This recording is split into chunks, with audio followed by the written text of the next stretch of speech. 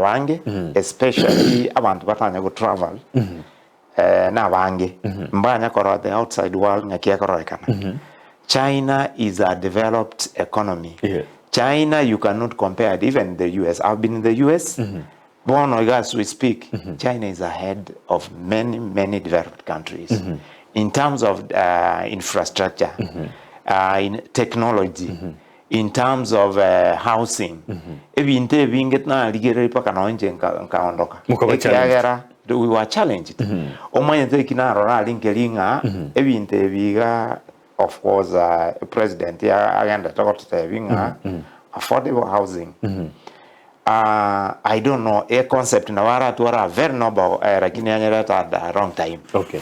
China avante bamanyete in cities. And the population here China is 1.4 billion people. Abantu. Abantu abange bamanyete chinyumba skyscrapers na ichinyinga ro chali. Bantu reserve mbaliko menyo. Abantu bako wa reserve mbali bako farming and large scale. Lakini abantu abange iko bamanyete in cities.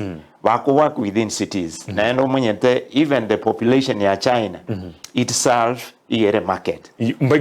Batali gisiko. Da batali gisiko. Ndagra bako produce na bako ona ribo. 1.4 billion. That is a big number. So again tokene na aligere linkarora. Ke konya to mo China. Abantu bali go very honest. And they are very hard working. Iko bata to live into biabo no kwegena. Can you imagine? Igoko wendase wewe no esimi yao iga nobody will touch it ondeta yora na bogo taro kole no chiwiki satu lakini ochonyora alisikuwa tigete no here nobody will take it.